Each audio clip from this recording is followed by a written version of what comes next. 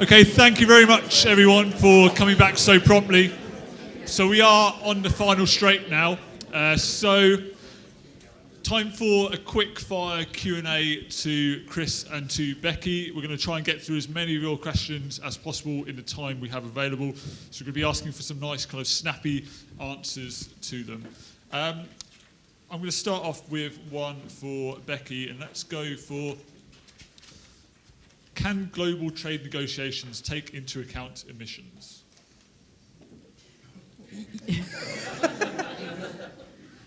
Yes, they can.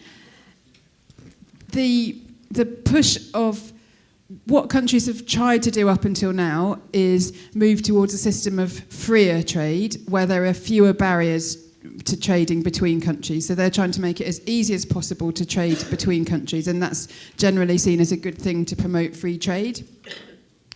What it is possible to do is for one country to say, okay, we're not importing your steel anymore, for example, because it's made with too much carbon, it's made using fossil fuels, and so we're going to charge you to bring steel into our country. That is possible. And it is being talked about, but it would be quite a change to the way that we've done trade. But it might be, if you end up with a situation where some countries are really forging ahead and with climate change and others aren't, and there's a big difference in prices between those two countries, it is something that countries might want to consider. Thank you, Becky. So, Chris, we had kind of a bundle of questions on carbon capture and storage, so I'll read them out and can answer them as a group. So how much can it store? Can it escape? What are the implications of our waste underground? Where is the technology for carbon capture, including buildings and verticals, and what are the risks associated with it? What are the long-term outcomes and problems with CO2 storage? What are the advantages and disadvantages with captured carbon, and what do we do with it? Can it be reused? So thank you very much, because so I'm very, very glad that these questions have been asked, because carbon capture and storage can occasionally look like the answer, and it may indeed be part of the answer, but it's not some sort of unicorn coming along to fix things. So there are well understood processes here that allow us to take a fossil fuel, use it, capture it usually in an energy process. So think about, for example, burning a fossil fuel, capturing the carbon, and then storing it. Now, each bit of that we can plan out. So the processes themselves are understood, but the scale of it that might be necessary is not so understood. And it involves us taking, as I say, a fossil fuel, going through some sort of process. You can think of natural gas, so the gas which if we burn it causes carbon dioxide. You can put that through a process called steam methane reformation, and you can capture the carbon that's inherent in it, and you have hydrogen at the end of that. Now, that's a process we understand. In fact, it happens quite a lot. The capturing of the carbon is a process we understand, and then the storage of it is the bit that we haven't really done at scale yet. Now, what we can do with that carbon is we can pipe it out as a liquid out into the North Sea, where we used to have oil and gas, and we can pipe it down into the depleted oil fields and gas fields that are there. It's particularly good to do that in a place where you have porous rock, so rock where there's lots of holes. And in effect, it goes into what we call geological storage. So it calcifies, turns into rock. So it's very safe storage if you can go through the process of getting it out there. And in the UK, particularly in the North Sea, we have a lot of storage, really quite a substantial amount of it. So if you can construct the right processes onshore to pipe the carbon out, the carbon to the storage sites, then it is potentially a very good solution overall. But there is clearly a cost to that, and there is then a question, which brings us back to some of the things that Becky talked about who pays for that and how they pay for that. So that's it's not as simple as saying there's an easy technological process here. It's the whole social and technological process together. Great. So, Rebecca, you spoke about action by government, by communities and business, and by individuals. So the question is, which of the three groups would you say is the most important in making a change? I would say it depends, and all three. So it does depend on the issue.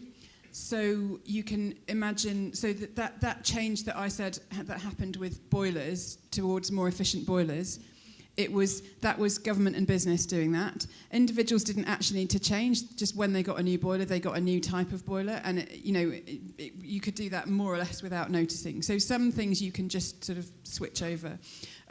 Other things, if we're going to reduce the amount we fly, for example, then that's something that affects anyone who might otherwise get on a plane. What I would say is that when you look at the evidence, it's very difficult to see a route to net zero without action from government, and that's what you as an assembly are considering, what government and parliament can do. And I think it's pretty conclusive to say that it won't just happen by businesses and individuals. If we carry on with the same regulations that we have at the moment and the same tax system as we have at the moment, it won't happen just by businesses and individuals changing their behaviour. We need government to play what you might call an enabling role. We need government to help that process along and make it easier for people and businesses to move toward net zero.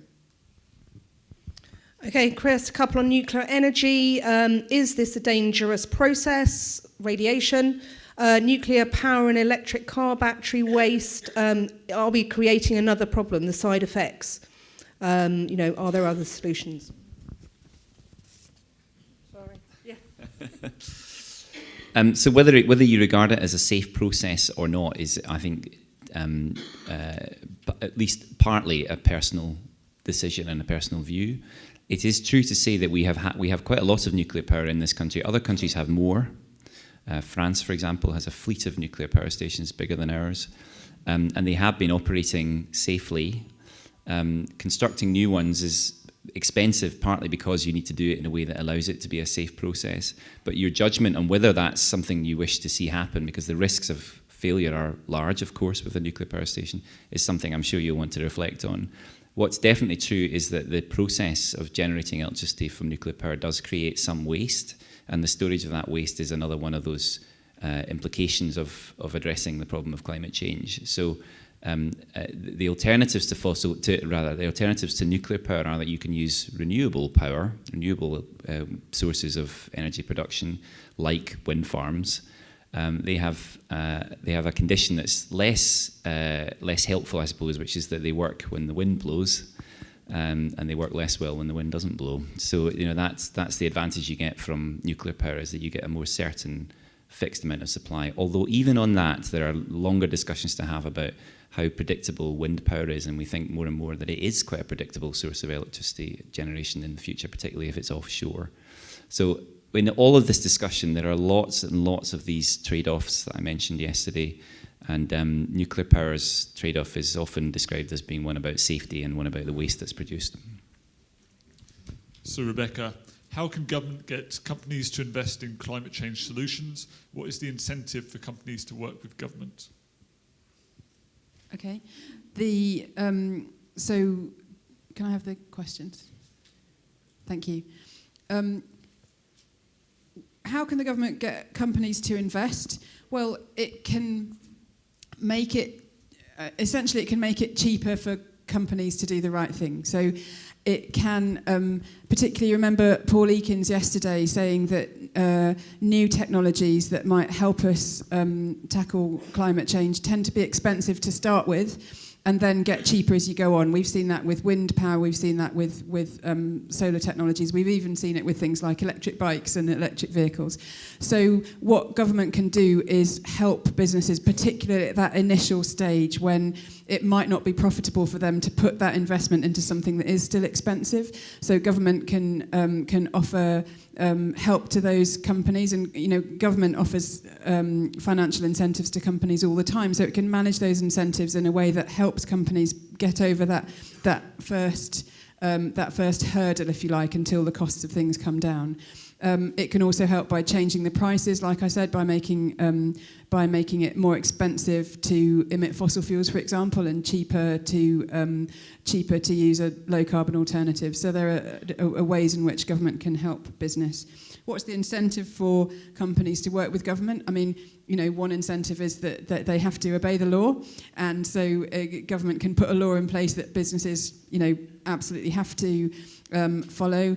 But it's also that if goes back to my first answer, that government can create the right environment for innovation and for companies to do new things which will help us to tackle climate change. And so it's in the interest of those businesses to be part of that process, part of getting us to net zero. And the trick for government is to make sure that it's profitable for businesses to do that, so that they want to be part of that, they want to invest in it, and that their shareholders will back it.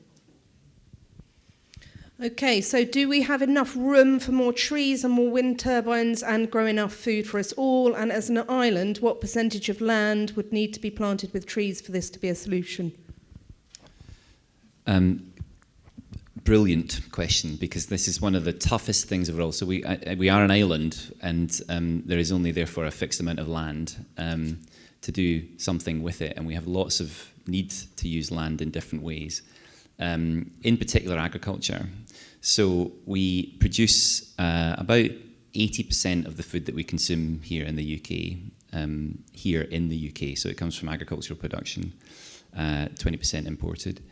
If we want to plant more trees, which might be something that you want to do if in a world where we're meeting the net zero target, we're going to have to free up land that's presently used for agriculture for something else. And there is enough land to do that, as long as there is a set of conditions in place for that to happen. One of them is that we'll need to deal with the emissions that come from agriculture, and we'll probably need to look at diets. Now, that's something that you will be discussing, and I'm not going to give you any answer to that, except to say that if diets do change, if we consume less red meat and dairy, then you have fewer livestock emissions to deal with.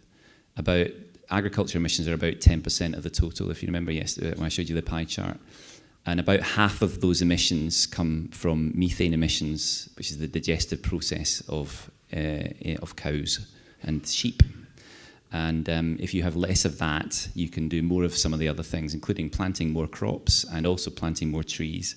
To get to the kind of example solution that I showed you earlier, involves us going from 13% woodland cover at the moment in the UK to something just under 20%.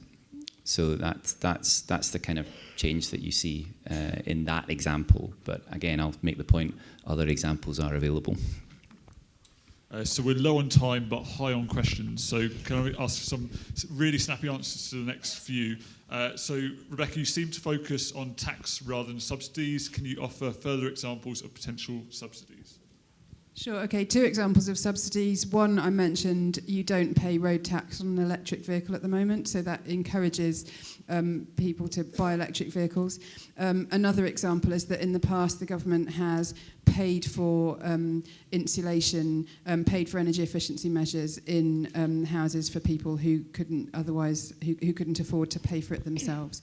So that subsidy comes out of taxes. I would say, though, that a lot of subsidies at the moment actually are in the wrong direction for zero carbon. So, for example, you pay 20% tax, that's VAT, on energy efficient products like insulation, but you pay a much lower rate of VAT on the gas to heat your home. So some subsidies are actually in the wrong direction at the moment. There are also a lot of subsidies for getting fossil fuels out of the ground in the first place. So some subsidies aren't necessarily helping us do what we need to do.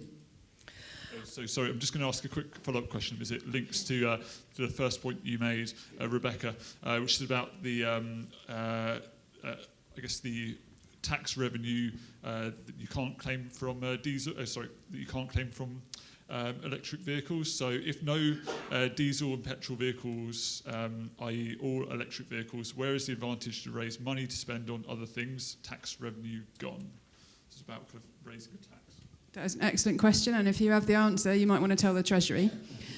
because they're not sure either. There have been, the revenues from fuel tax at the moment are quite high, and we need those revenues, for example, to fund the health service. So there are alternatives. One thing that's being considered is road pricing, so that you pay per mile travelled rather than paying for fuel, and that would pay for the road network, and it could also potentially pay for other public services. But I mean, I'm looking at Chris, it's genuinely an open question at the moment, right? It's a very open question, but in particular, fuel duty raises, I think the figure is £27 billion a year at the moment. Now, if we all tomorrow started driving electric vehicles, fuel duty would very swiftly start to dwindle. So that's money that's lost to public services unless there's a different way of raising that. So it's a really good example of how tricky it is to frame up the policies in government to make this transition work. So hydrogen, the risks and effects of hydrogen, considering it hasn't been applied on not just such a large scale, and what are the implications in terms of causing an imbalance in the natural composition of our atmosphere? So risks of hydrogen. Now, everyone at this point, well, not everyone, some people think of the Hindenburg at this point.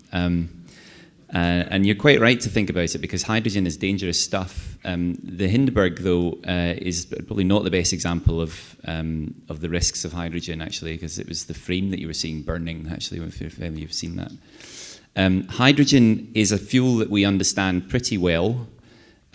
We don't, however, understand how it would work at the kind of national scale in the same way that we do natural gas. So natural gas is what's piped into most people's homes at the moment through the gas network. So we don't know, for example, whether we could do the same with hydrogen in the same ways. So we do know that we need plastic pipes in the ground, and we'll need to have different things called compressors, which move it up and down the country if we're going to have that same supply of hydrogen.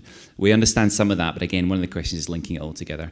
And the question of what implications are of so much hydrogen causing an imbalance in the natural composition of our atmosphere, we're much less concerned about that. So when you expose hydrogen to the atmosphere, it creates water, H2O. So it's one of the reasons why it's a thing that we can burn without too many worries about the greenhouse gas impacts. We do, however, have that safety impact to think about overall. Okay, Rebecca, if we were to walk or cycle more, would infrastructure need to be planned differently to accommodate that? For example, closer hospitals and no more out-of-town shopping. Yes, that would help if you compare between countries. If you look in the US, in America, where they've had much more spread out settlements, you actually need a car to get between your home and even the local shops and where you might work. So they're a lot more car dependent as a result. So you can plan your towns differently, which would mean that you can walk and cycle. You don't have to suddenly decide that Birmingham should be, rebuilt. There are ways in which you can move in that direction, but definitely I would say thinking about where you put houses, where you build new houses. That's a really important consideration. Chris, how much methane do livestock produce in relation to humans? Some people produce a lot of hot air, and two of them are sitting up here. I don't know the figure for that, but I'll say that I'll go back to the stat I had earlier, which is that roughly 10% of total emissions in the UK come from agriculture, and roughly half of that comes from methane from animals. So it's the livestock accounts for half of the total agricultural. Rebecca, should we consider providing free public transport as an alternative to people using their own transport? It's an option. You could think of it as a bit like the health service, free at the point of use. So it's free when you get on the bus, but it's obviously still not free to put that bus on. So the question there would be who pays, and that might be up to the city or it might be a national policy, but you do have to find the money from somewhere. But I know where there's been experiments at making public transport a lot cheaper, not necessarily free, that has had a beneficial effect both in terms of reducing emissions from transport and also in terms of accessibility, because people who can't afford a car can get around more easily and cheaply. Transport related to, what's the environmental impact of trains currently used compared to driving? Another really good example of a tricky question. So it depends, and many of the answers to these questions is often it depends. But a train that travels via electricity, so that's one that has overhead lines, is generally very low in its greenhouse gas impact, and that's because the electricity that's generated to fuel it, to power it, is increasingly being decarbonised, as I mentioned earlier. Trains which run on diesel, much less good from the climate perspective. But overall, trains filled with people are generally better, regardless of what fuels them and powers them, than cars, which typically have fewer people in them. So it's still a really good strategy to build trains, even if they're fueled from fossil fuels. But of course, the best outcome from the climate's perspective is that those trains, in the end, are electrified, or possibly use something like hydrogen as power instead. Okay, we've got about 5 minutes left, so we're going to speed up again. And if government raises tax on fossil fuels, will they use it on the environment? Would it be ring-fenced?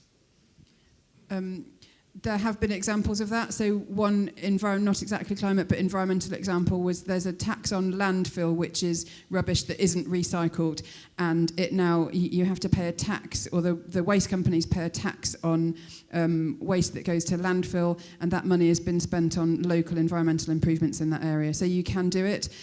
What government will say to you is that you can't be too tight about it, because there are some things that we need to fund as a country, like the health service, like pensions, like social security, and government has to find money from those somewhere. And so if you're too strict about saying, okay, tax this thing and it can only be spent on that thing, then that leaves government a lot less room for manoeuvre what they do overall.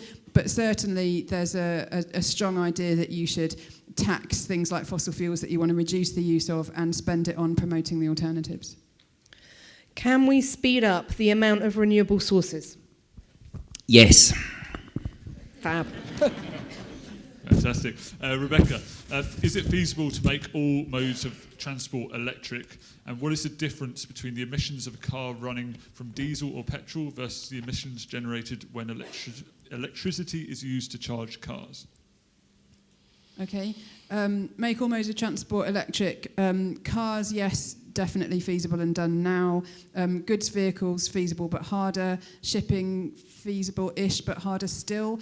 Planes, we don't know how we'll do that, especially long haul. So it depends on which type. The electric vehicles have two advantages in terms of efficiency. The first is just that the engine itself is more efficient. It's you get more energy out for energy in an electric car now than you would a combustion engine. So there is an efficiency gain there.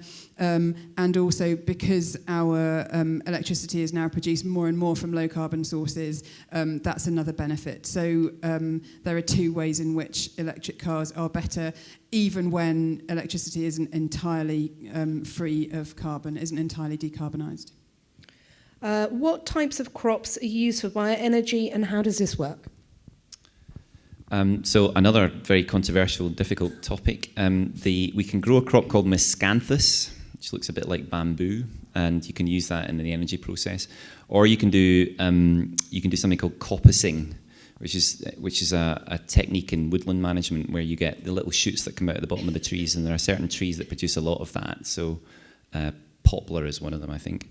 And you can then use that in the energy process. So we call that short rotation coppice. That's because it grows quickly. So miscanthus and short rotation coppice are two of the kind of best routes to growing energy crops. But to make the point again, if we want to do that, we need to free up what's presently agricultural land that's being used for other purposes. So that's where the controversy comes from it.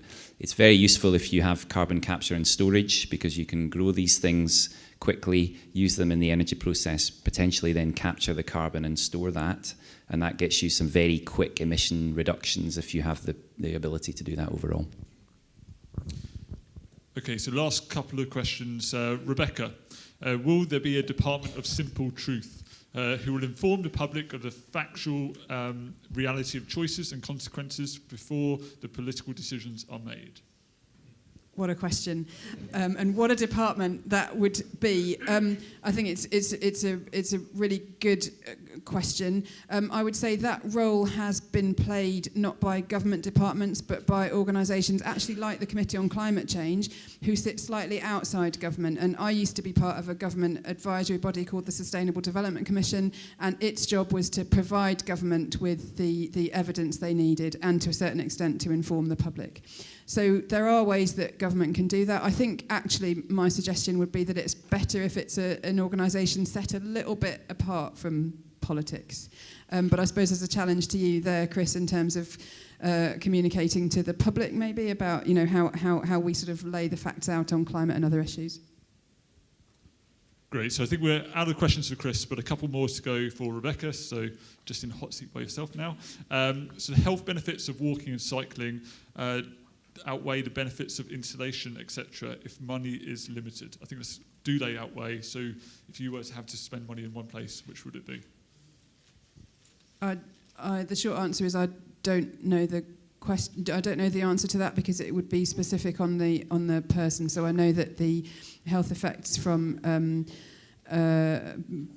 particularly on asthma and those sorts of conditions are considerable actually from poorly insulated homes.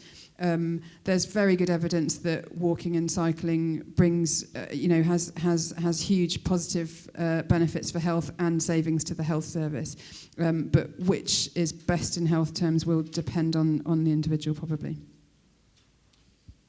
So there's another one on making public transport free, which I think we've already covered, so I'm going to put that to one side, and so it means the last question is, if you want to say anything more about that one. The other question is, if we create regulations on household good use dependent on high carbon emissions, will this lead to international trade tensions and tariffs? Okay, so I answered that a little bit before when I was talking about how countries trade with each other. It's not an issue if a household good is made in this country and sold in this country, because then that doesn't involve trade. But if you're thinking about goods that are shipped in, for example, most electronic devices are made overseas, then yes, if you impose a tariff on that, that could lead to trade tensions. I just did want to pick up, because something caught my eye on this, that's why, and it was about, is there a case for locally run transport? And so this was about subsidies for public transport, and is there a case for locally run transport? And I think it's a really important point to raise, because I don't think we should pretend that everything should be done by national government, sort of top down. A lot of this can be done by local areas and local government, and in fact local organisations. So maybe not even companies for profit, but maybe community groups or cooperatives could provide a lot of local solutions, and government shouldn't forget about those sorts of organisations that can deliver local solutions. Fantastic. Can we give Chris and Rebecca a huge round of applause?